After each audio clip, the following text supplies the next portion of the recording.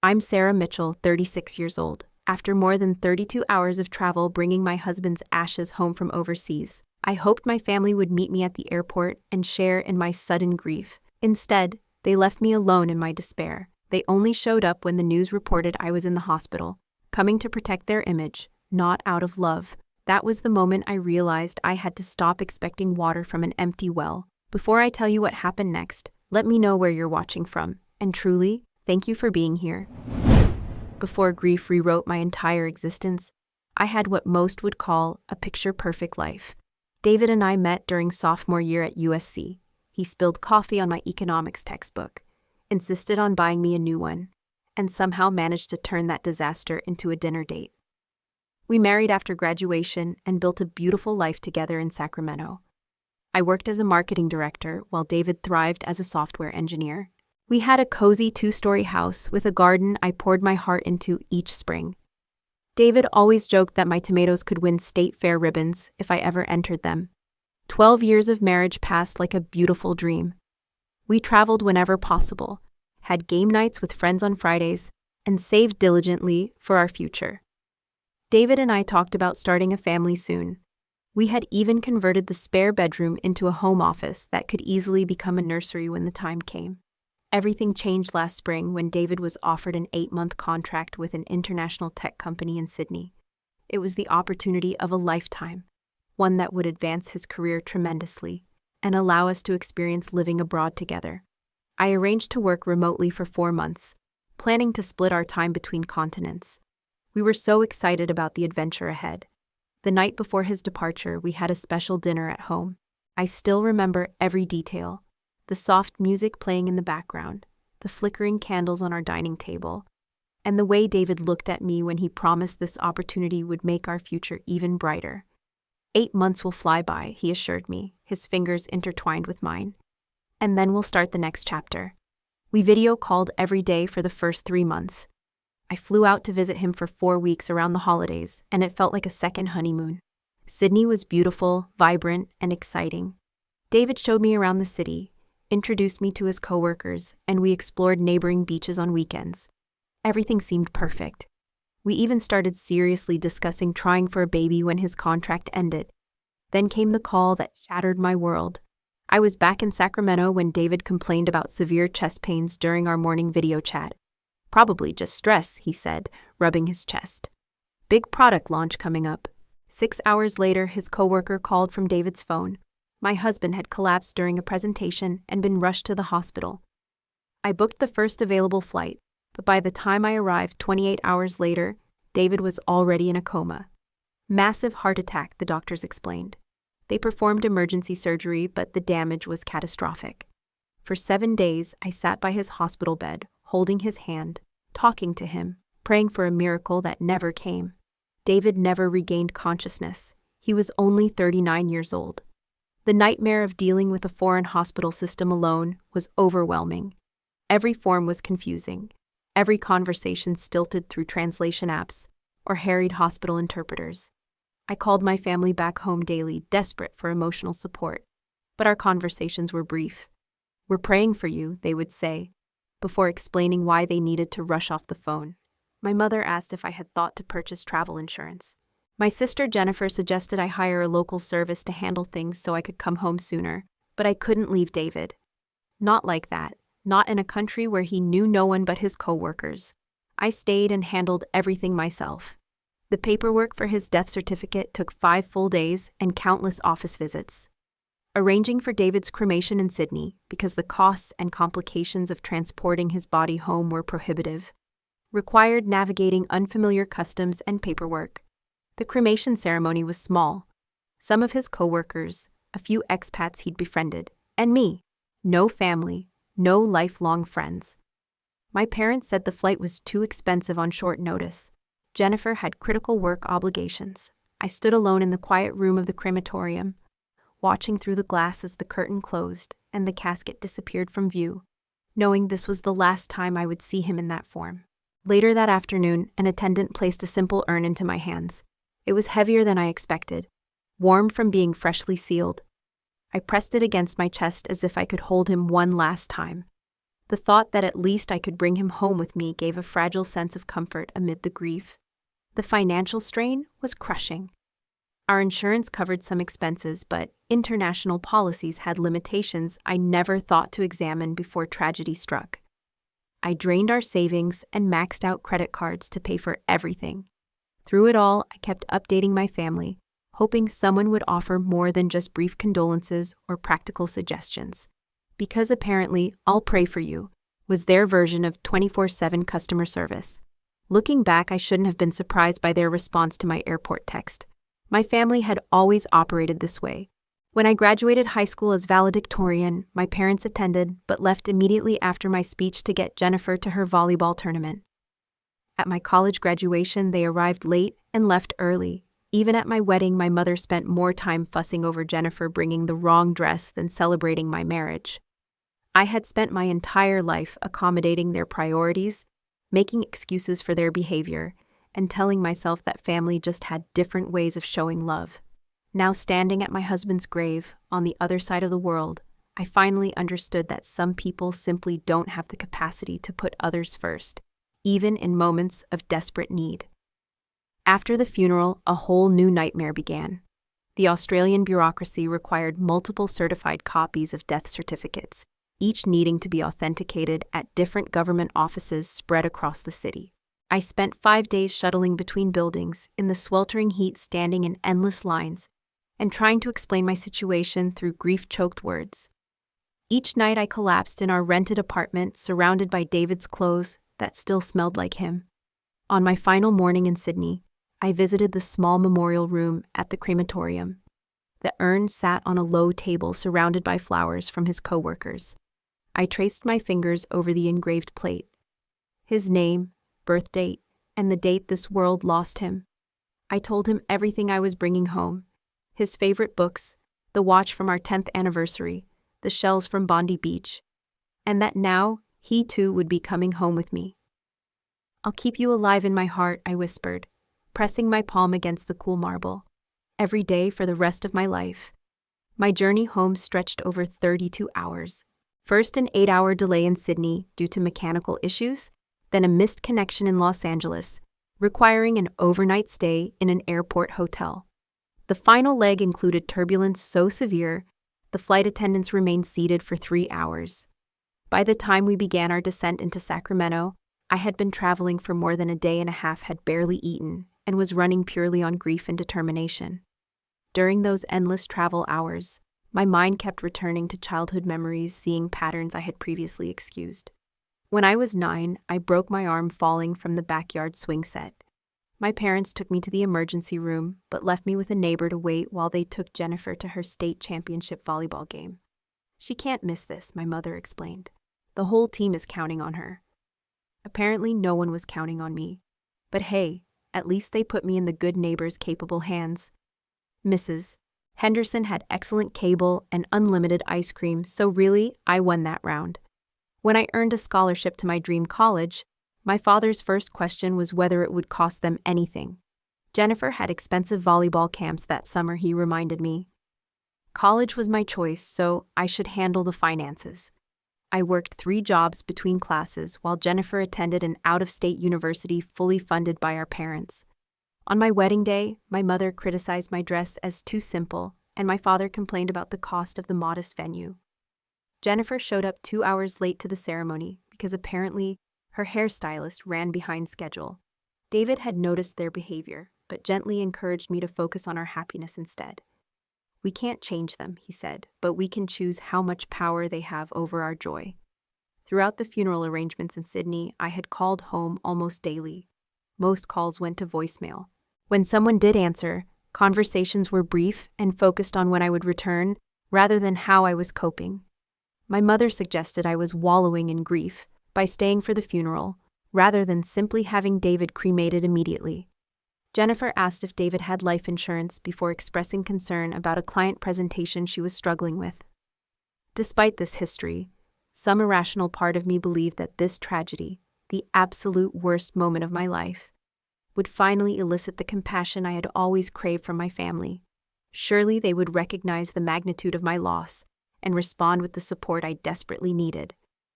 4 days before my final flight home, I messaged our family group chat with my itinerary details. The responses were minimal, thumbs up emojis from both parents and Jennifer asking if I was bringing any souvenirs. I clarified my arrival time 3 times before boarding my final flight, hoping someone would offer to meet me at the airport. No one did, but I made one last attempt as we touched down on American soil. Jennifer's "We are busy, try Uber" felt like a physical blow. My mother's "Why did not you plan better" made me question whether I had ever truly mattered to them at all. In that moment, sitting in a cramped airplane seat surrounded by passengers eager to disembark, I made a silent promise to David and myself. This would be the last time I expected water from an empty well. Sacramento International Airport buzzed with afternoon activity as I made my way through customs. I carried something far more precious than any suitcase: the urn containing David's ashes, safely wrapped in layers of cloth inside my carry-on. Airport security handled it with unusual gentleness after checking the documents I'd fought so hard to obtain. My checked bags held my clothes and David's possessions: his sweater, his journal, our photo albums. But the urn never left my side, resting under the seat in front of me like a silent traveling companion. The things I couldn't bear to leave behind: his favorite sweater, the leather journal I'd given him last Christmas, photo albums, the coffee mug he used every morning, and in my arms, the urn that now held everything tangible that remained of him. I set it gently on the passenger seat of the Uber, fastening the seatbelt around it as if he were riding home with me, fragments of our life together that now represented everything I had left of him. My phone buzzed with another message in the family chat. I opened it hoping someone had reconsidered. Jennifer: "Seriously, sis, we can't rearrange our schedules last minute. This is why planning exists. Mom: Your father and I have dinner with the Johnsons tonight. We RSVP'd weeks ago. Dad: The forecast says thunderstorms later. Drive carefully when you get home." I stared at the screen, a familiar hollow feeling spreading through my chest. Not even a question about how I was doing or if I had arrived safely. No acknowledgement of what I had just been through. I typed a simple, "No worries, I understand." Though I didn't understand at all how dinner plans or social obligations could outweigh the need to support your daughter, who just buried her husband alone. The weight of the suitcases made me stagger as I loaded them onto a cart. David's possessions suddenly felt impossibly heavy both physically and emotionally. As I struggled toward the exit, one of the wheels on the cart stuck, sending the top suitcase crashing to the ground. It burst open, spilling David's clothes across the polished airport floor. I dropped to my knees, frantically gathering his belongings, as tears blurred my vision. A blue sweater, his favorite running shoes, the tie he wore to nice restaurants. Each item I touched unleashed fresh waves of grief. "Let me help you, ma'am." An airport employee knelt beside me, gently collecting scattered items. Her name tag read Maria. She had kind eyes that crinkled at the corners. "Are you all right?" The simple question broke something inside me. When was the last time someone had asked if I was all right? Not how soon I would get over it or what practical steps I needed to take, but simply if I was okay. "My husband died," I whispered. "I just buried him in Sydney." Maria's expression softened with genuine compassion. She helped me repack the suitcase in silence, then personally escorted me to the rideshare pickup area. "Is someone coming for you?" she asked. I shook my head. "My family is busy." Her frown spoke volumes, but she didn't comment. Instead, she waited with me until the rideshare arrived, helped load my luggage, and squeezed my hand before I got in. "Take care of yourself," she said. It was more comfort than my own family had offered. The ride cost $89 due to rush hour pricing. The driver, an older man named Robert, made polite conversation as we navigated through heavy traffic. When he asked about my trip, I gave vague answers, afraid I would shatter completely if I spoke the truth aloud. He seemed to sense my distress, and turned on soft music instead, occasionally pointing out changes to the city that had occurred in recent months. After nearly an hour and a half, we pulled into my driveway. The house looked exactly as I had left it, yet completely different. David would never again open that front door, never again pull into this driveway, never again complain about the oak tree dropping acorns that littered the walkway. Robert helped carry my luggage to the porch. As he set down the last bag, he hesitated. "Are you sure you're okay, miss? You seem well, like you might need someone." I assured him I was fine, tipped him generously, and watched his taillights disappear down the street before fumbling with my house keys. The door swung open to reveal a cold, dark interior. I had asked my mother to adjust the thermostat the day before my arrival. She had apparently forgotten. Inside, stale air greeted me. Mail overflowed from the basket by the door. Another task my family had promised to handle but clearly ignored. The refrigerator contained only expired condiments and a moldy container of something unidentifiable. Jennifer had assured me she would stock basic necessities before my return. Too exhausted to deal with any of it, I dragged myself upstairs to our bedroom. I couldn't bear to sleep in our beds, so I curled up in the armchair by the window, still wearing my coat because the house was so cold. Surrounded by photographs of happier times, I finally allowed myself to break down completely. I woke hours later disoriented and shivering. The house was silent in a way it had never been when David was alive. No footsteps in the hallway, no coffee maker gurgling downstairs, no off-key humming from the shower. Just emptiness and the occasional creak of settling wood. David's closet door stood partially open, revealing the clothes he had left behind. My family had promised to organize his belongings to make my return easier. Inside, I found everything untouched. His shoes lined up precisely as he had left them, his favorite flannel shirt still hung on the hook where he had placed it the morning he left for Sydney. Every item exactly where it had been 8 months ago, preserved like a museum to the life we once had. I sank to the floor of the closet, pulling his shirt into my arms, desperately searching for any lingering trace of his scent. There was nothing, just clean cotton and the faint mustiness of a space unopened for too long. I had carried pieces of him across the ocean, only to find that the pieces I had left behind no longer felt like him at all. Morning arrived with a strange hissing sound from downstairs. Stiff from sleeping in the chair, I made my way down to investigate. The noise grew louder as I approached the kitchen, and when I flipped on the light switch, I gasped in horror. Water sprayed from a burst pipe under the kitchen sink, cascading across the tile floor and soaking into the hardwood in the adjacent dining room. The temperature in the house had dropped significantly overnight during an unexpected cold snap, and I could see my breath clouding in front of my face. I crawled under the sink trying to find the shutoff valve, my hands shaking from cold as I struggled to turn the stubborn metal handle. After several attempts, the flow finally stopped, but the damage was already extensive. Water had seeped under the hardwood floors, causing them to buckle and warp. The kitchen cabinets were warped, and water dripped from the ceiling light fixture, creating a dangerous electrical situation. The pipe must have frozen and burst during the sudden temperature drop. If someone had maintained proper heating in the house as promised, this never would have happened. I stood in my waterlogged kitchen, staring at the destruction, feeling oddly detached. After everything else, this almost seemed comical. Of course my homecoming would include a flooded house. Why not? I was clearly the universe's favorite punchline.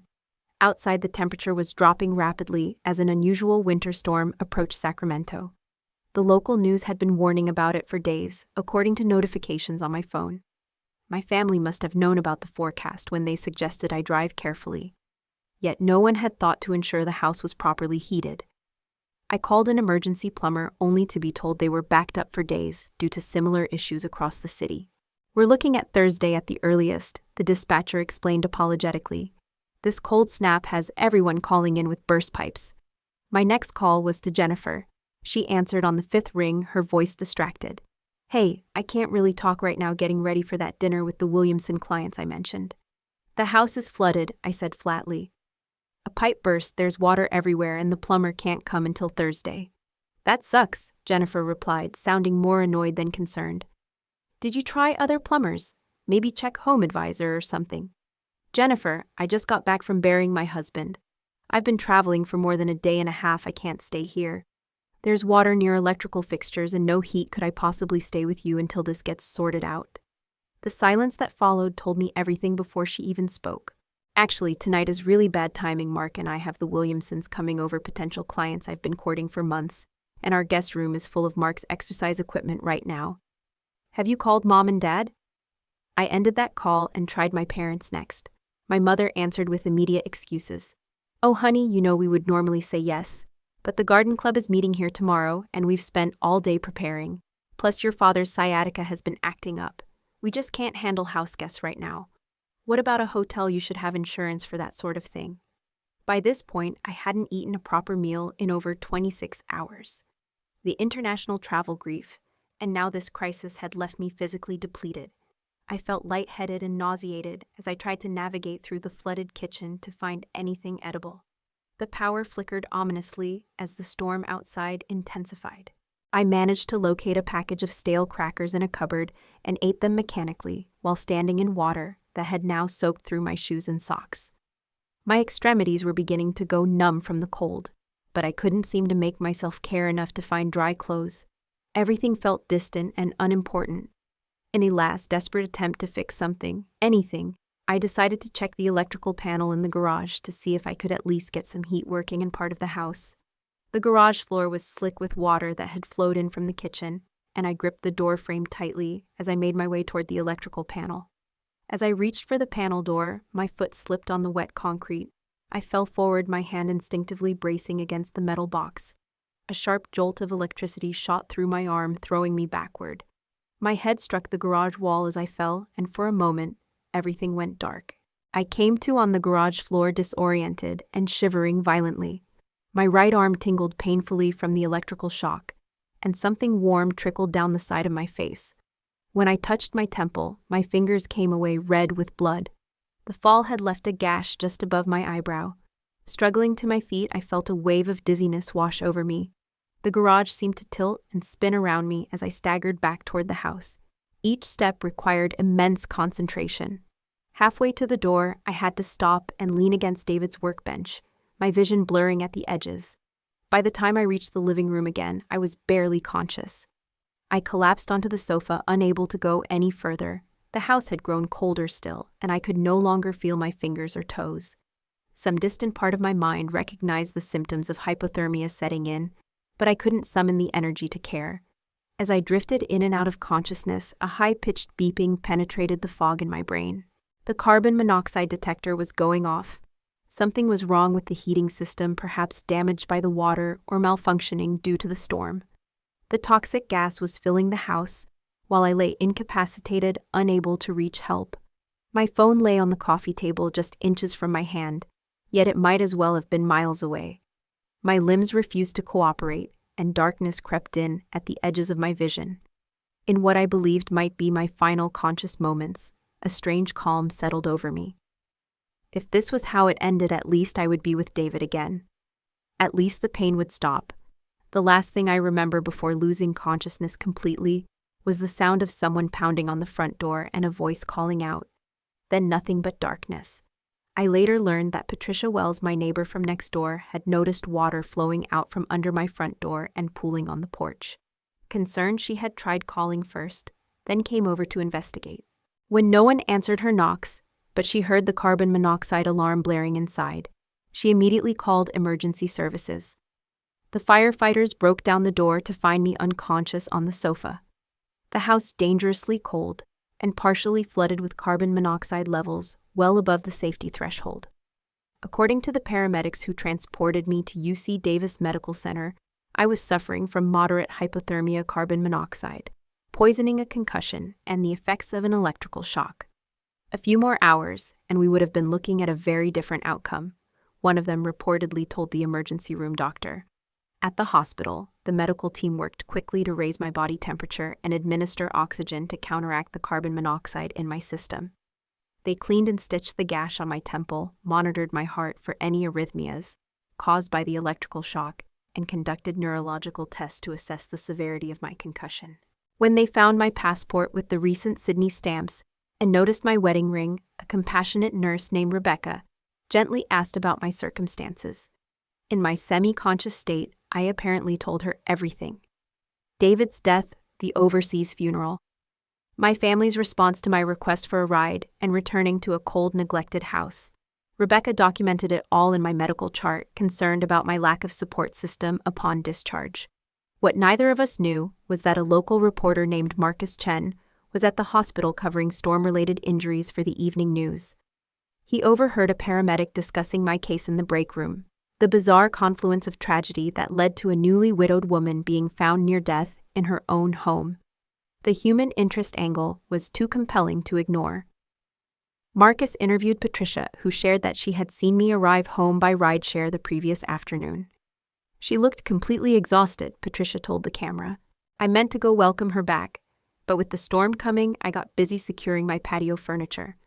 I feel terrible now, knowing what she was going through alone. He also spoke with the paramedics who responded to the call. One of them, visibly moved by the situation, shared the text message exchange he had seen on my phone, which was still open to the family group chat when they found me. Here's someone who just lost her husband asking her family for a simple ride from the airport, and they basically told her to get an Uber. Then she comes home to a house no one has checked on. It's just heartbreaking. By evening, the story had made it to the local news. Local woman returns from husband's overseas funeral to near tragedy. The report detailed how I had buried my husband in Sydney, traveled over 32 hours to return home, been denied basic support from family members, and then nearly died, due to a preventable household emergency. Social media amplified the story rapidly. Screenshots of the text exchange shared by someone at the hospital spread across local community groups and eventually reached wider platforms. The contrast between my simple request and my family's dismissive responses struck a chord with viewers. The hashtag No Worries began trending locally, with people sharing their own stories of family neglect during times of need. Local businesses responded with offers of assistance. A plumbing company volunteered to repair my pipes at no cost. A restoration service offered to handle the water damage. A hotel chain provided a complimentary 3-week stay while repairs were completed. The community outpouring was overwhelming and unexpected. That evening, as the 11 o'clock news aired the story with footage of emergency vehicles outside my house, my family saw their private conversation broadcast for all to see. According to the night nurse who was in my hospital room when they arrived, Jennifer burst in first, her face ashen. "We just saw the news," she stammered. "They're making it sound like we abandoned you." My mother followed, already on the defensive. "This is a complete misrepresentation," she told the nurse, before even acknowledging me. "We had no idea the house was in such condition. Sarah knows we would have helped if we understood the situation." My father stood silently by the door, his expression unreadable. Only when the nurse stepped out did he approach my bed and ask quietly, "Are you going to be okay?" It was the first genuine question any of them had asked since David died. Within minutes of their arrival, my phone began ringing incessantly with calls from extended family and family friends who had seen the news report. My Aunt Susan called my mother directly, demanding to know why no one had gone to the airport. My father's business partner texted to express concern and offer assistance. The family's carefully maintained image of loving support was crumbling under public scrutiny. As I drifted in and out of sleep, I could hear them in the hallway outside my room arguing in hushed voices about how to fix the situation before it damaged Jennifer's professional reputation. My mother worried about what her garden club would think. My father suggested they simply move me to their house once I was discharged to show everyone they cared. Not once in their discussions did I hear genuine remorse or concern for my well-being. It was all about appearances, damage control, and their own discomfort. Even in this moment of crisis, they couldn't see beyond themselves. When the hospital social worker arrived to discuss my discharge plan, she brought news that the community support was continuing to grow. A local grief support group had reached out offering counseling services. A meal delivery service had donated 3 weeks of prepared foods. Several neighbors had volunteered to help with household tasks during my recovery. "You have options," the social worker assured me. "You don't have to go with your family if that's not what you want."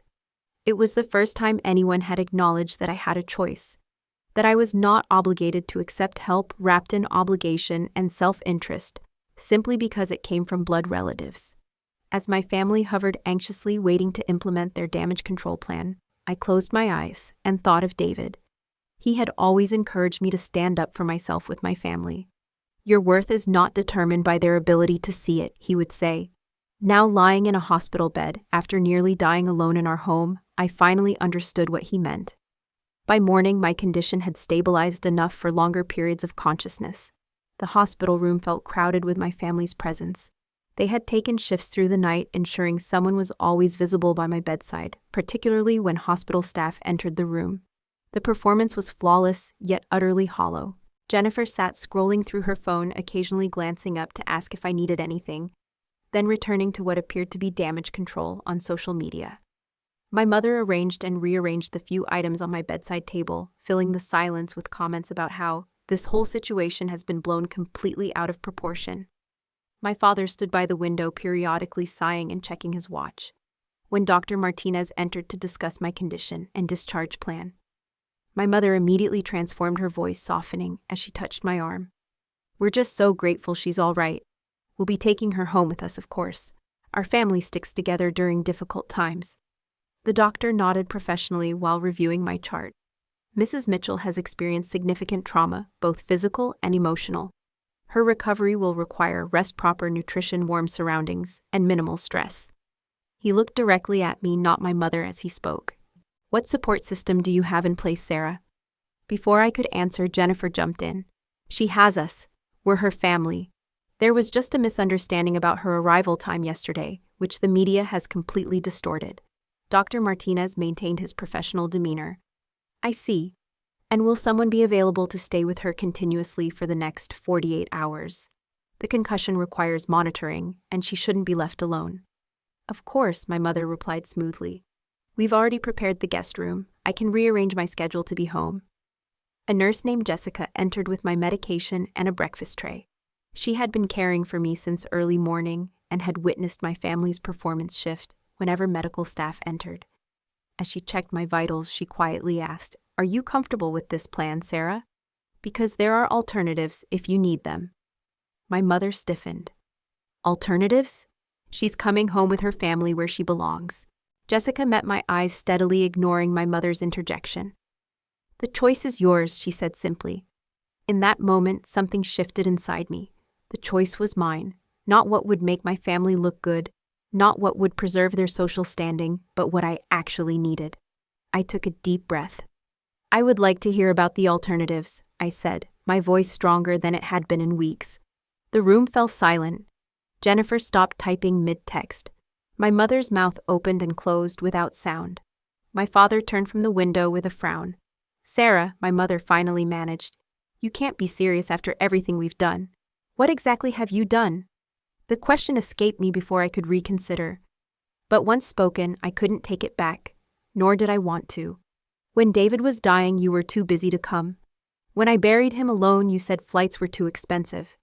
When I needed a ride from the airport after 32 hours of travel, you suggested Uber. When I called about the burst pipe, you prioritized garden club and business dinners. So please tell me what you've done that entitles you to control my recovery now that people are watching." My voice remained calm, factual rather than accusatory. Jennifer stood abruptly. "That's completely unfair. We didn't know how serious—" "You didn't ask," I interrupted. "Not once did any of you ask how I was really doing. Not once did you offer genuine help without excuses attached. You didn't need to see me on the news to know I was grieving and alone. You chose not to see it." My mother's face flushed with indignation. "We have always supported you, Sarah. Perhaps not in the exact way you wanted, but families can't drop everything for every crisis.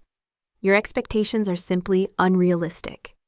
Needing a ride from the airport after burying my husband is an unrealistic expectation," I asked quietly. Hoping someone might have checked that the heat was working in my house during a cold snap was asking too much. "We're busy people," Jennifer insisted.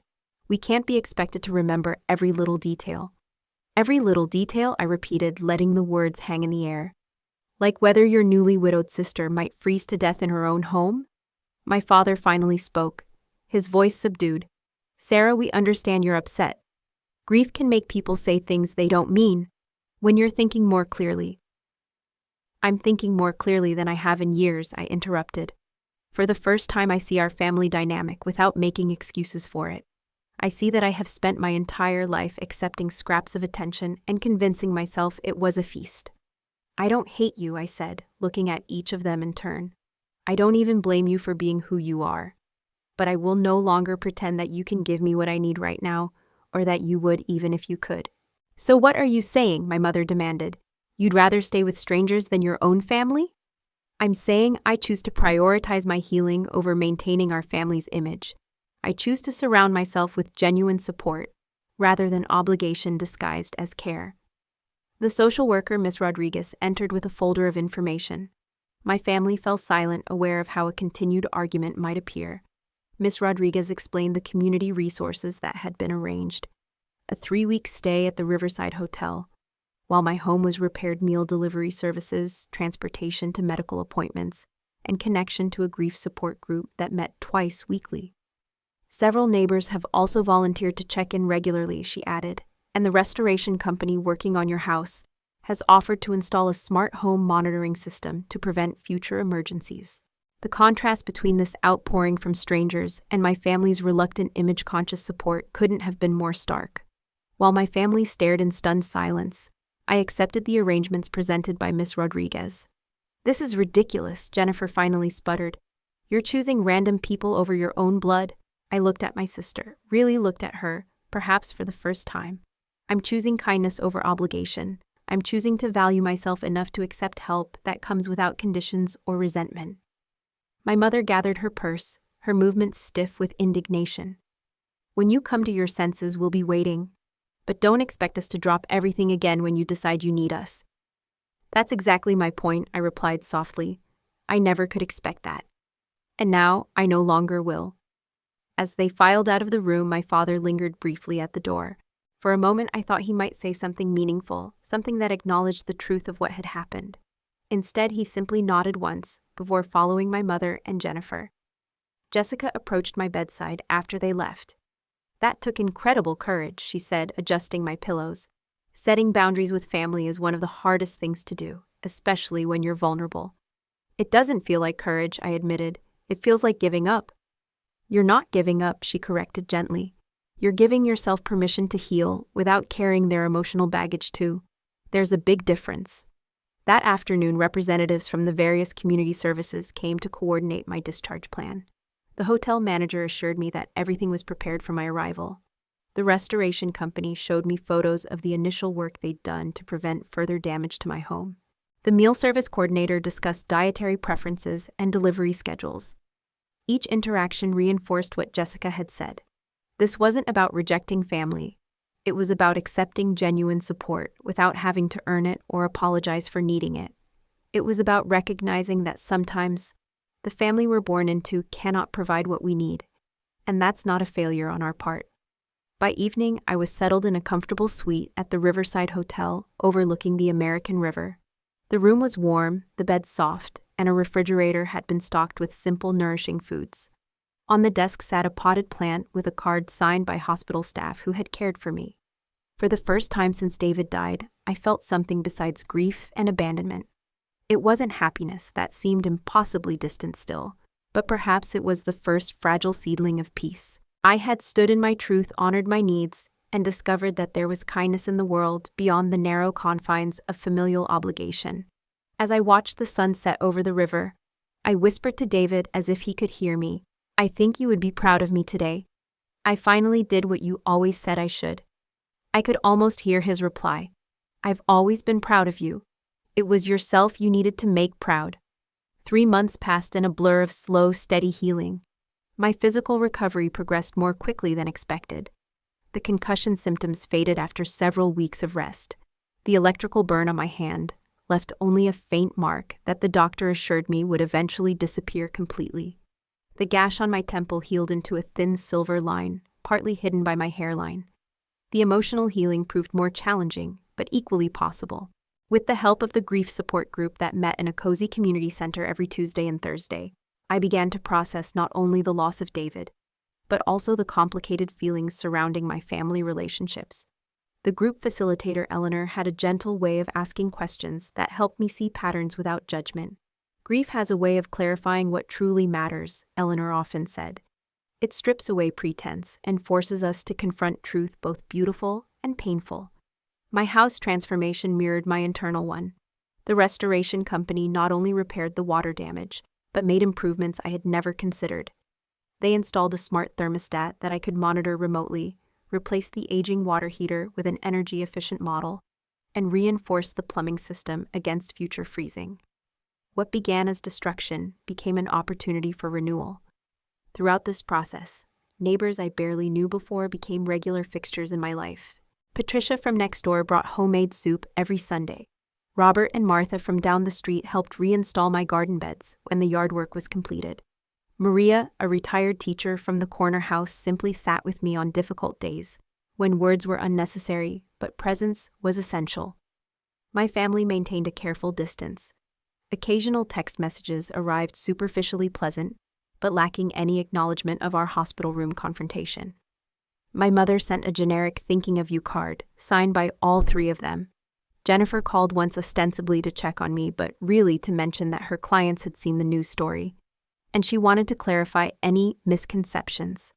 My father sent an email with links to home security system information. His only concession that anything significant had happened. I responded politely but briefly to each contact, no longer expecting deeper connection or understanding the boundary I had established in the hospital, remained firm, not as punishment, but as protection for my healing heart. I could not afford to deplete my limited emotional resources on relationships that consistently took more than they gave. 6 months after David's death, I established the David Mitchell Memorial Scholarship for International Education at USC, using the life insurance funds that had finally been processed. I created an endowment that would help students study abroad with emergency support systems in place. The scholarship specifically covered emergency travel for family members and contingency funds for unexpected situations, exactly what I had lacked when crisis struck halfway around the world.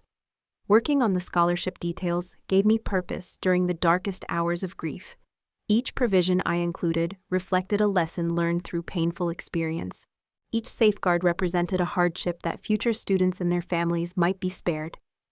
David had always valued education and opportunity. This felt like the perfect way to honor his memory, while transforming my pain into something meaningful. On what would have been our 13th anniversary, I hosted a small gathering at my rebuilt home to announce the scholarship's first recipient. Close friends who had supported me through everything joined the celebration, along with new friends made during my recovery journey. My family received invitations, but sent regrets citing prior commitments. As I presented the scholarship certificate to Angela, a bright-eyed junior planning to study in Japan, I felt David's presence more strongly than I had since his death. Not as a ghost or supernatural visitation, but as the enduring impact of the love we had shared. His influence remained in how I approached challenges, in my capacity for resilience, and in my ability to create meaning from suffering.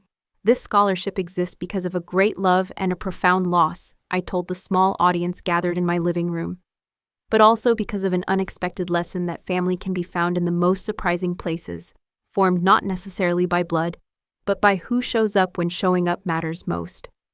The following week, I received a letter from my father, an actual handwritten letter, something I had never received from him before. Unlike the superficial communications of previous months, this one contained something rare: reflection.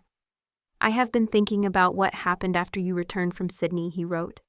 "While your mother and Jennifer may never see it clearly, I want you to know that I recognize our failure, not just in the practical matters of airport rides and house maintenance, but in the deeper obligation to provide comfort during your darkest hours. I have no excuses to offer, only a late and insufficient acknowledgement. The man you married would be proud of the woman you have become in his absence. Perhaps someday, if you are willing, we might find a way forward. Not as we were, but as we could be." I did not respond immediately. The letter required contemplation, not reaction. I discussed it with my therapist, who had been helping me navigate grief and family dynamics for several months.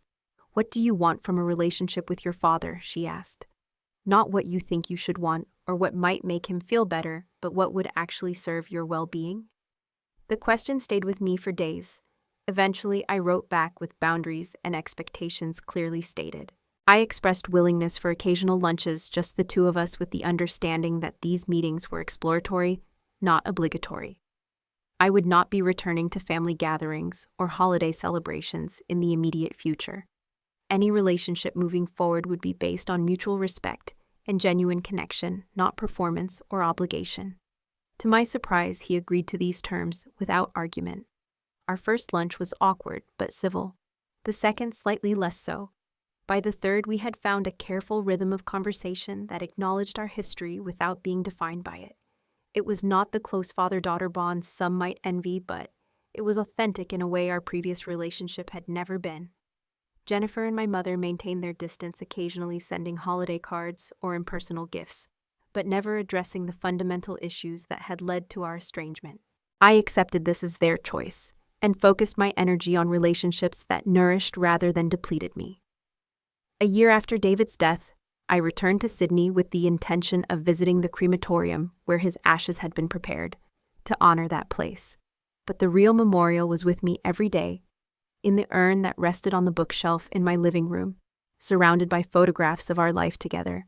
There was still sadness for what my own family could not provide, but no longer the desperate longing of before. I had learned that family could be created and chosen, that support could come from unexpected sources, that boundaries were not walls, but healthy filters that allowed the good in while keeping harm at bay. Most importantly, I had learned that my worth was not determined by others' ability to recognize it. As I boarded the plane, I thought about how differently this journey felt from my return trip a year ago. Then I had been broken by grief and abandonment, desperate for connection and support that never came. Now I carried within me a community of care that existed regardless of physical proximity. People who had shown up when it mattered most. People who continued to show up day after day in ways both large and small. The greatest lesson from that terrible homecoming was not about my family's failures or the painful consequences that followed. It was about the remarkable capacity of human beings to step forward and hold space for each other's pain. About the healing power of being truly seen in your darkest moments. About the family we create when the one we were born into cannot meet our needs. If you have ever felt abandoned when you needed support, most please know that you are not alone. Your worth is not determined by others' capacity to recognize it. Sometimes the people we expect to be there for us simply cannot provide what we need due to their own limitations, not our lack of value. The challenge is to remain open to unexpected sources of care and connection, even when previous experience makes that openness feel dangerous. What unexpected sources of support have you discovered during difficult times? Have you ever been surprised by kindness from strangers when those closest to you could not provide what you needed? Share your experiences in the comments below. And if this story resonated with you, please like, subscribe, and share to help others who might be feeling alone in their struggles. Remember that your story matters, your boundaries are valid, and healing is always possible sometimes, in ways we never could have imagined. That text message rejection was the worst and best thing that ever happened to me. It showed me who my family really was, but more importantly, it helped me find my real family, the people who choose to love and support each other unconditionally. I learned that no worries doesn't have to mean accepting unacceptable treatment. Sometimes it means no worries, I'll find people who actually care. Your boundaries are valid, your needs matter. And healing is always possible sometimes, in ways we never could have imagined. Sometimes the family you choose is more powerful than the family you're born into. Thank you for being part of this journey with me.